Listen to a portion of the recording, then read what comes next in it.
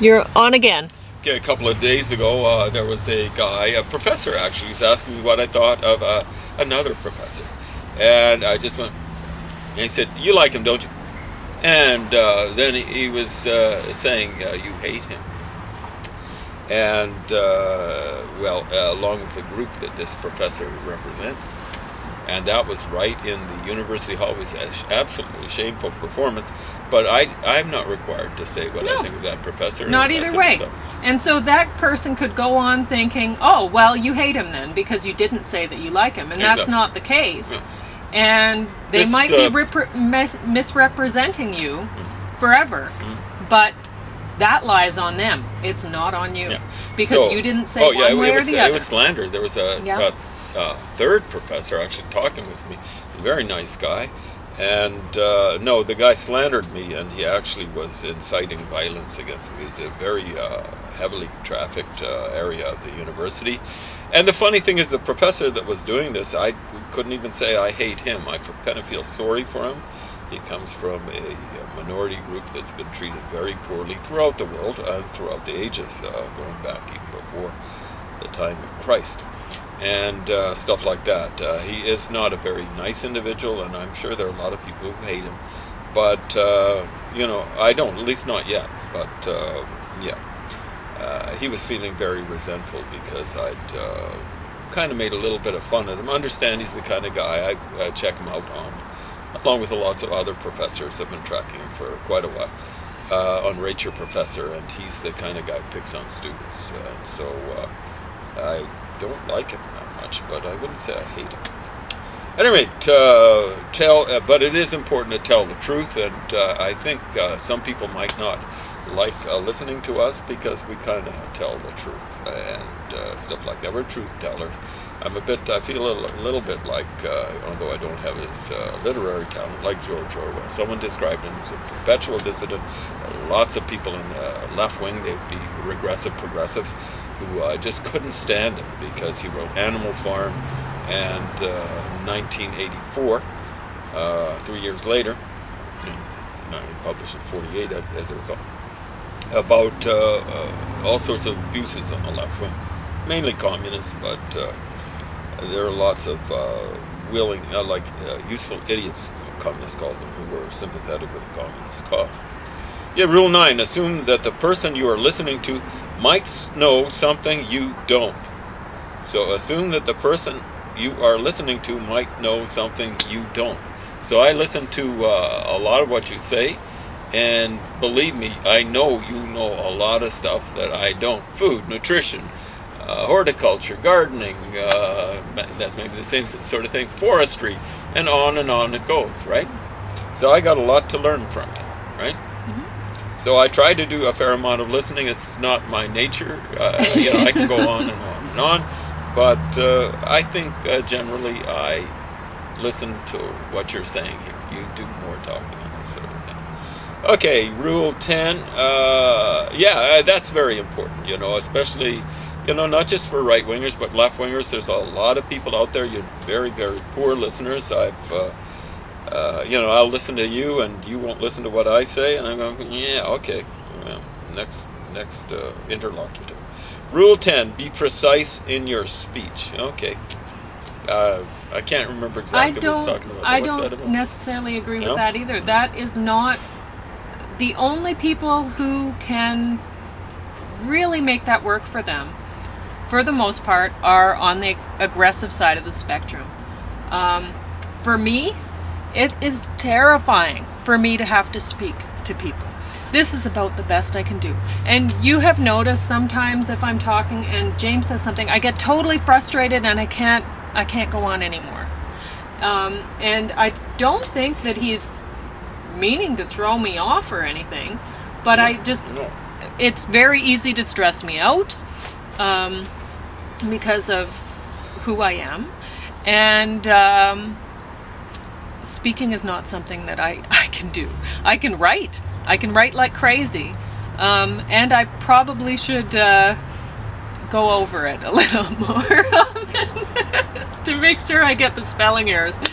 But speaking is hard. It's not be precise in how you speak is a difficult I can't one. remember exactly what he was aiming at there. It's been a while since I finished this book, but I think Pauline's right. You shouldn't worry so much about what you say and what other people say. You know, If people are pulling it out of you, Mhm. like there are people out there that I know from my past, from the aggressive side of the spectrum of people who noticed it's very easy to tell when somebody has anxiety problems, and it's something that you can't hide. You can't. It's an honesty that you just wear in the way that you walk, in the way that you present yourself, in the way that you act, and you can't help it. There's a lot of people who, when they see that, they see a weakness that they can get you with, right? And a lot of people in the past have really tried to force me to say things that I don't want to say. And finally, I got to the point where I would just say whatever they wanted, because another great thing about being so passive is, and being prone to anxiety, is what you don't want more than anything is more stress. And so you're constantly listening and paying attention, reading other people, so that you can tell, okay, what do they want me to say? How do they want me to act, so that I can avoid any stress, right? And you are always 2 steps ahead of them. They treat you like an idiot, but you're always 2 steps ahead of them in actuality. And so they will try to trip you up, try to force you to trip yourself up, so that it then makes them feel more powerful again. Because deep down, they know that you are actually 2 steps ahead of them. So, I don't know. That's all I had to say about that, is the aggressive people will use passive people with that. Well, I get the feeling this guy's fairly aggressive. Oh, of course. He's a right winger and comes from Fairview, Alberta. I love Fairview; it looks nice, but he just a little bit Albertan, shall we say? We're Albertan too, but we're not quite like that. Pauline actually comes from that area. She's not like this guy. Anyway, I think we can be too demanding of ourselves and of other people when it comes to precision in speech. You actually got to talk and stuff like that. So here's one nice guy I worked with for maybe a week, and his name was Lucas. That's kind of different. I can remember one time he came back and visited the crew after he went back to University of Calgary. I think he was on the football team. Some crazy bank robber decided to rob a bank when this guy was in the bank. You're told, let bank robbers do what they want to do, but Lucas decided to take things into his own hands, and he just tackled the guy. So Lucas was an awesome guy. I can remember seeing him on the street, holding himself out like a flag on a flagpole. It was on a street sign. That was how powerful he was with his arm. So that'll put it into context. So he came back one time, and I had hardly known him, and I just went with the Greek pronunciation of his name, Lukas. And I could see the look he gave at me. I didn't recognize. That was not a good pronunciation to give. Well, I never realized that. You know what I'm saying? I didn't realize it until maybe years later. But the look registered with me. Lucas, you're a fine dude. Thanks for not treating me like that bank robber. Because he just gave me that look. And he gave me the benefit of the doubt. He just went like that. And then I think he registered that there was no intent. He hardly knew me. And Lucas, you're a wonderful person. And I wish more people were like this. People will say, I'll get this from left-wingers. You'll say something and they'll put the worst possible interpretation. You guys are regressive progressives. You are right-wingers. What they are is they are they're aggressive people. They are aggressive, exactly And right. they are The using, last there's one a was lot an of people, anarchist, right? Yes, Yeah. we were talking about a guy on a motorcycle that was wearing a hat, a helmet that looked like a military style helmet, and those are very popular among aggressive people that are militaristic. And my ex was that way. He wore one of those types of helmets. I didn't And mean that. Right? yeah, and he would, like, when I met him, I didn't understand exactly what was. I didn't exactly understand. Like, he wore Che Guevara T-shirts and stuff like that, and so he wanted to be. He was interested in the fact that my family was vegetarian, and I really didn't think of anything of it. And then through life, I started to realize there's a lot of people out there who are militant kind of vegans. And it's so strange. It seems so odd to me. But it's just a way for aggressive people to get in, to be righteous. Exactly. You know, to put down other people. So it's a way to. So it's not necessarily that they care about animals, because they just don't care much for people. They don't care much Yeah. for people. And it's hard being a vegan, it's hard being a vegetarian, but people are like that, who go the extra light year and to put it out in other people's faces. They are the ones that make it really hard. It's the same sort of people who are like the language police and stuff like that. They make it hard for people who are have different genders and stuff like that, and they don't care. They're using the people who've got different genders just as cannon fodder in order to push other people around. Yeah, that's all they want. They want to get involved so that they can push other people around. Sure, exactly. Mm-hmm. So that's the way Lenin was. Vladimir Ilyich Ulyanov, otherwise known as, a.k.a. Lenin. And that's the way he was, he was all for the masses, just so long as there were masses, he'd kill thousands of people just in a heartbeat, we've got now his signatures on stuff.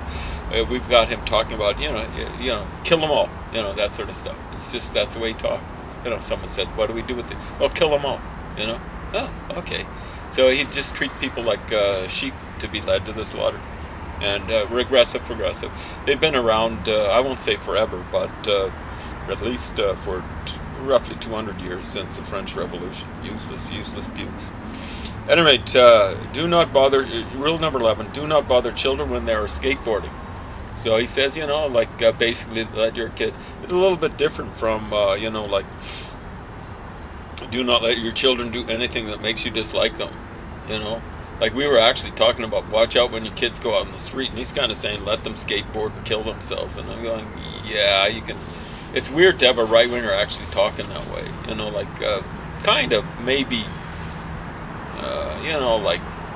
set some parameters and stuff like that. But one of the things he does talk about is how, they've got safe rooms for people to get away from microaggressions. And at university, people are being protected from other viewpoints and stuff like that. And he's got a point. When you live in a democracy, there's freedom of speech, you regressive progressives.